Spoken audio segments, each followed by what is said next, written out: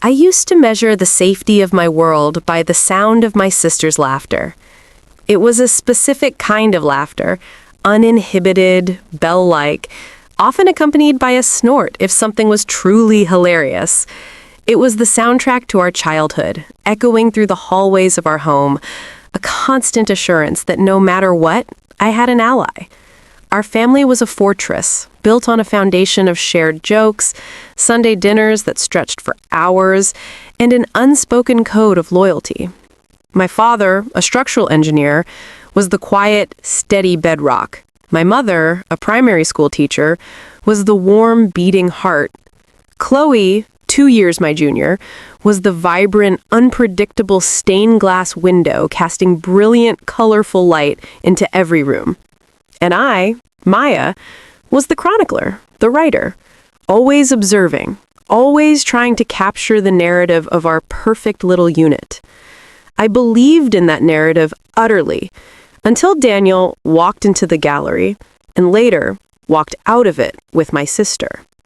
I met Daniel during a solo exhibition of my friend's work.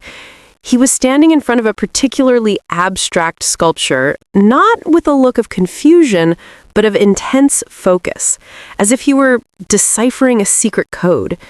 He was tall, with the lean build of someone who spent more time chasing the perfect shot than in a gym. His hair was a messy, dark brown, and his eyes, a startling shade of sea glass green, held a quiet intensity that I, a writer who lived for subtext, found instantly captivating. He was a photographer, he explained, not of people, but of the ghosts of places. He photographed abandoned factories where nature was reclaiming the steel, derelict houses where peeling wallpaper told stories of lives once lived. He spoke about light and shadow, about capturing the memory of a space. I spoke about words and the spaces between them.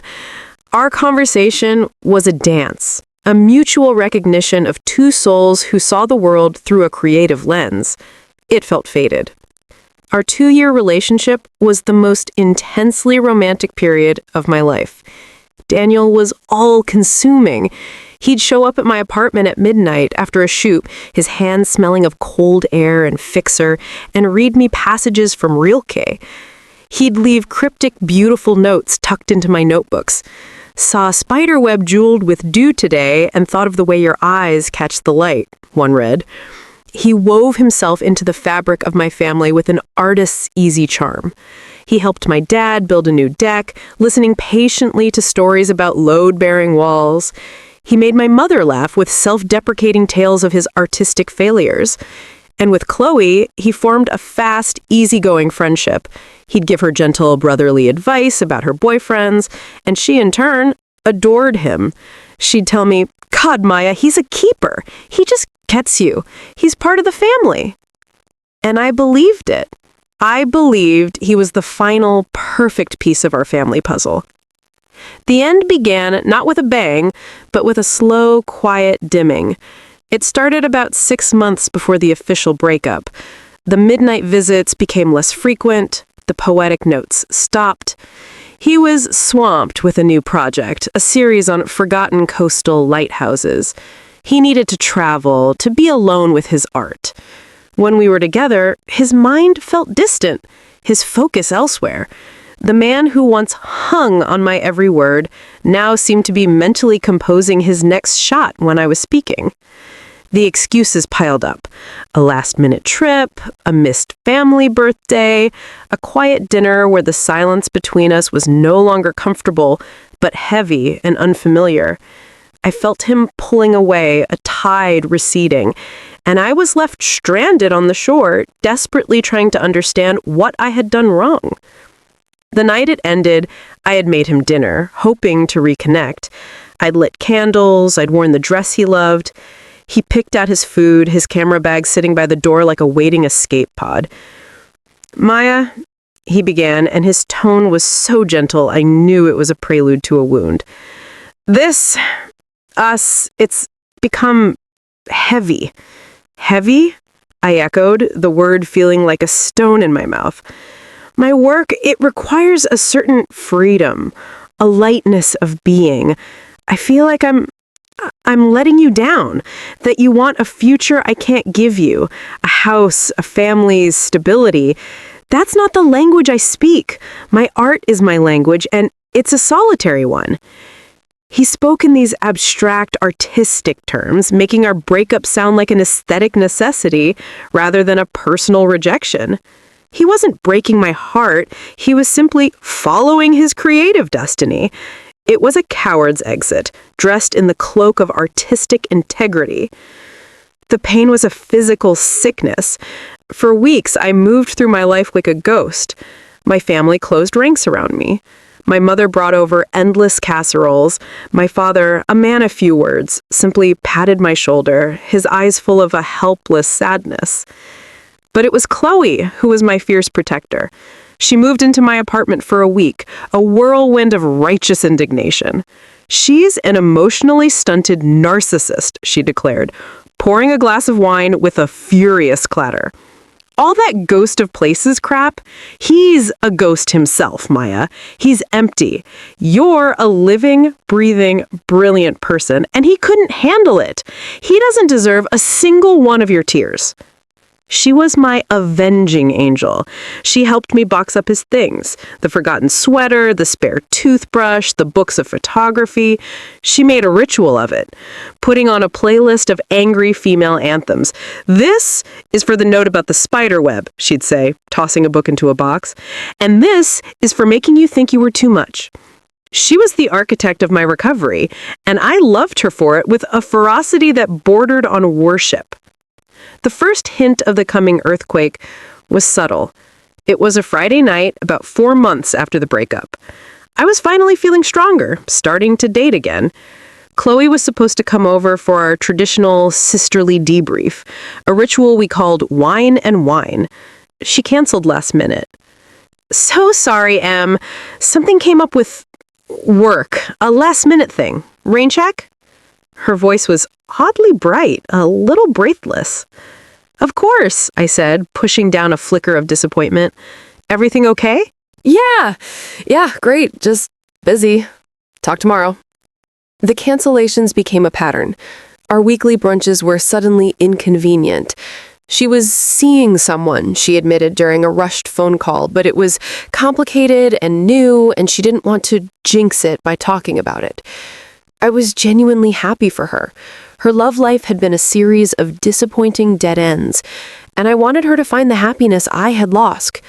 I gave her the space she seemed to need, my writer's mind crafting a romantic, mysterious narrative for her. I imagined a handsome, perhaps married, colleague, a secret, thrilling office romance. I was so wrong. The cataclysm occurred on a perfect Saturday in July, my father's 61st birthday. The sun was high, the backyard was a riot of color from my mother's carefully tended flowers, and the smell of charcoal and searing meat filled the air. I was feeling almost like myself again, laughing with my parents, setting the patio table. Chloe was late. She said she was bringing a surprise, my mom said, a slight frown on her face. I hope it's not another one of those exotic fruit baskets nobody eats. Then we heard the front door open and close. "We're out back, sweetie," Mom called. The sliding glass door opened. Chloe stood there, her face a mask of nervous exhilaration. Her hand was clenched tightly in another, larger hand. "Everyone, there's someone I want you to meet. Properly." And Daniel stepped out from behind her. Time didn't just stop. It shattered. The world became a series of frozen, horrifying tableaus. My father's smile, mid-laugh, collapsing into a slack-jawed stare. My mother's hand holding a plate of potato salad lowering slowly to the table, as if the weight was suddenly too much. The sausage I was holding slipped from my numb fingers and rolled under the table.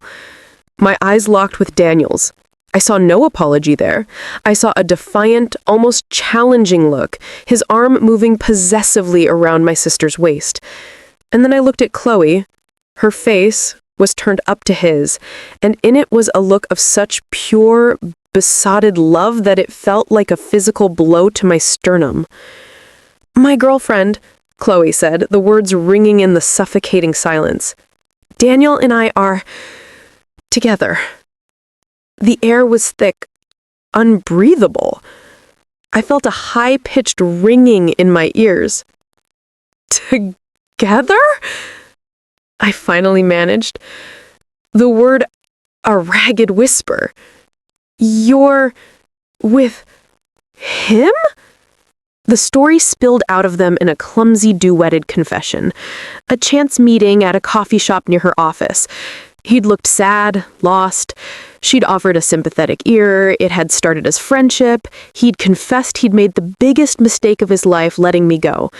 That he'd been terrified of the depth of his feelings for me, and his artistic fears had made him run.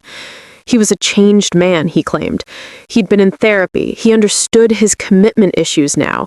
And somewhere in the midst of this shared grief over me, their friendship had unexpectedly blossomed into something more.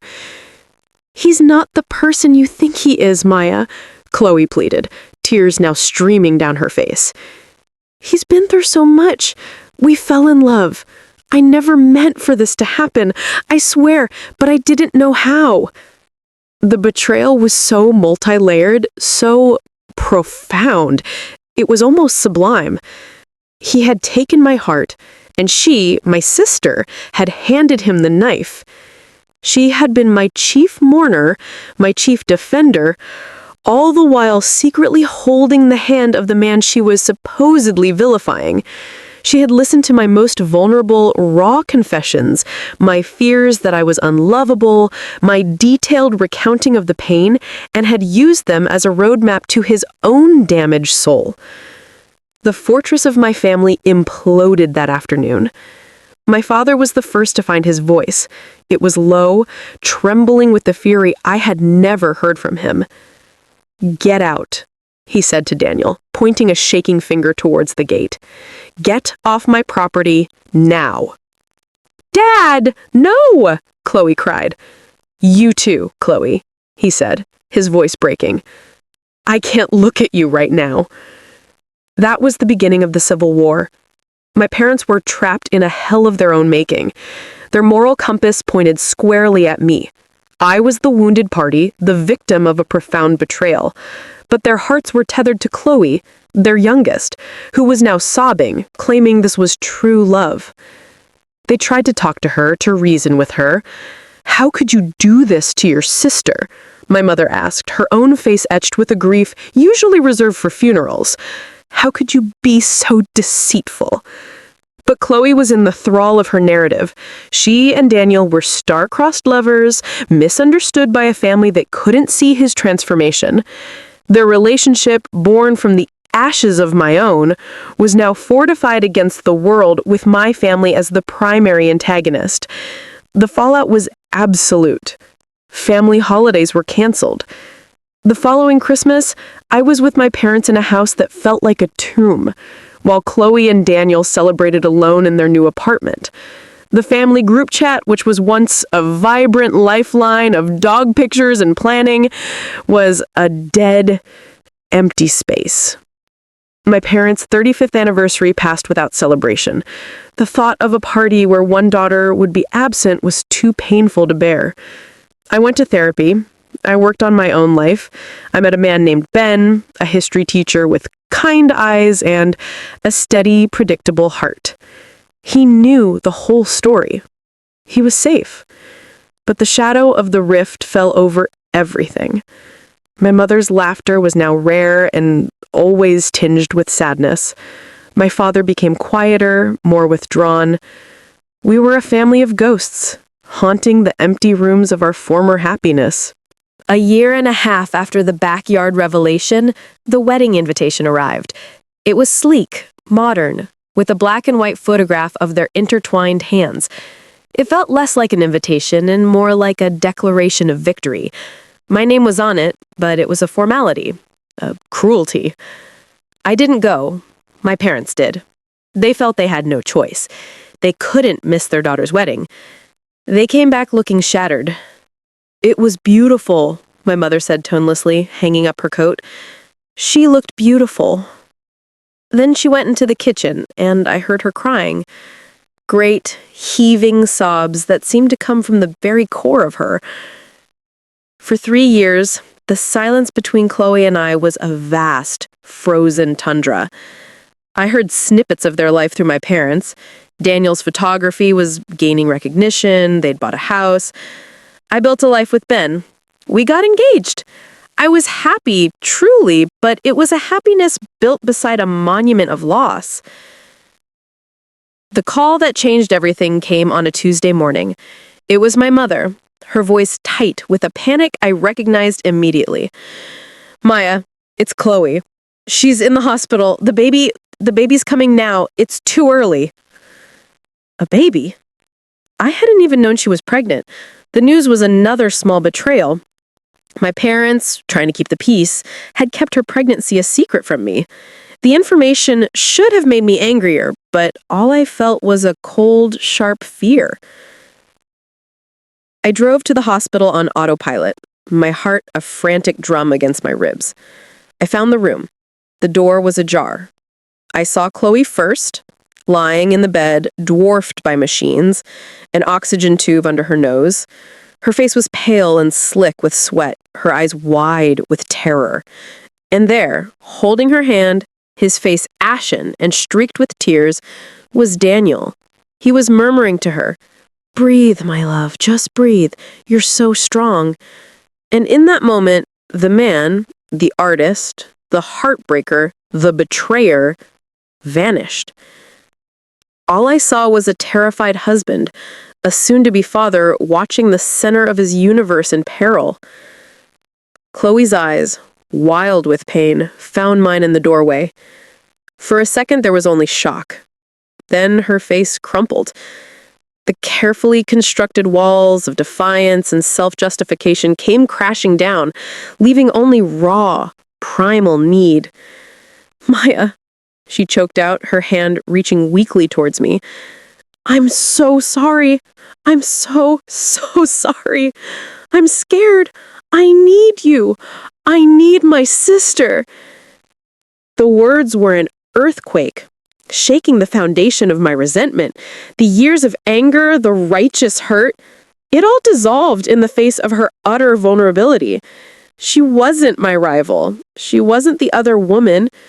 She was my little sister, the one who used to crawl into my bed during thunderstorms, and she was terrified. I walked into the room. I ignored Daniel completely. I went to the other side of the bed and took her outstretched hand.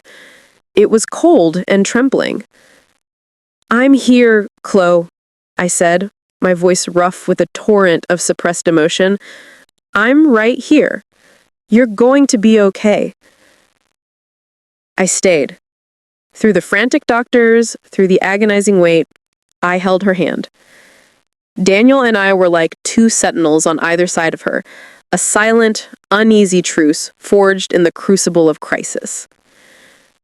Little Grace was born hours later, a tiny bird-like thing weighing just over 3 pounds. She was whisked away to the NICU, a tiny fighter in an incubator. The following weeks were a blur of hushed voices, the beep of monitors, and the smell of antiseptic. My parents and I took shifts. We were a family again, but in the most painful way possible, united by fear. During one of those long, silent vigils in the NICU waiting room, while Grace was fighting for her life, Chloe turned to me. "I never stopped loving you," she whispered, her eyes fixed on the tiny form through the glass. "Every single day, it was like a piece of me was missing. I was so stupid, Maya. I was so in love with the idea of being his savior, of being the one who fixed him, that I didn't care who I hurt to get it. I told myself our love was worth the cost, but it wasn't. Nothing is worth losing you." I didn't say anything. I just listened.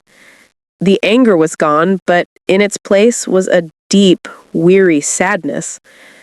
The forgiveness wasn't a switch I could flip. It was a long road, and we were only taking the first tentative steps. Grace survived. She grew stronger every day, and when she was finally able to come home, she was a plump, healthy baby with her mother's eyes and a determined spirit. We are a family again, but we are not the same. The fortress is gone forever. We cannot ever reclaim the uncomplicated, blind trust we once had. The ghost of my relationship with Daniel will always linger in the corners of family photos, a silent third presence in the room. But we are building something new on the old, scarred ground. It's a more fragile structure, an acknowledgement that love is not always simple or pure. It can be messy, painful, and deeply flawed.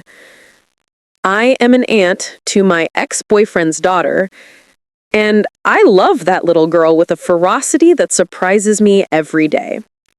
I see my sister in her smile, and yes, I see him in the thoughtful, observant way she looks at the world. And I can finally look at that and feel love, not pain. Daniel and I are polite. We make small talk at birthdays and holidays. We are careful with each other. Two people bound forever by a shared, complicated history of love and loss. My sister married the man who broke my heart, and in doing so, she broke our family into 1,000 pieces. But from the rubble, we are slowly, carefully gathering the shards. We are learning that a family isn't a perfect, impenetrable fortress. It's a mosaic, pieced together from broken bits, where the cracks are not flaws to be hidden, but a testament to what was broken and what was brave enough to be rebuilt. This story of a family shattered by a forbidden love and a devastating betrayal shows how the people closest to us can hold the most life-altering secrets. The foundation of an entire family was cracked in a single afternoon, proving that the most intense dramas don't happen on screen. They happen in our own living rooms. But this is just one story. We all have them. The hidden truths, the unspoken betrayals, the relationships that live in the shadows. What is the secret your family is keeping? Is there a rift that never healed? A truth that could change everything if it came to light? Your story is a vital part of this human tapestry. Share it with us. Confess in the comments below. You can remain completely anonymous. Your words could be the solace someone else needs to hear, reminding them they are not alone in their pain. What secret are you carrying? The most powerful secrets are yet to be told. If this story of sisterhood, betrayal, and fragile redemption gripped your heart, then you know this. Behind every quiet facade, there is a truth waiting to unravel. Don't miss another life-shattering revelation. Subscribe to Life's Secret Stories and turn on notifications. We are your weekly window into the raw, true confessions that are usually kept behind closed doors. We bear witness to the moments that change everything.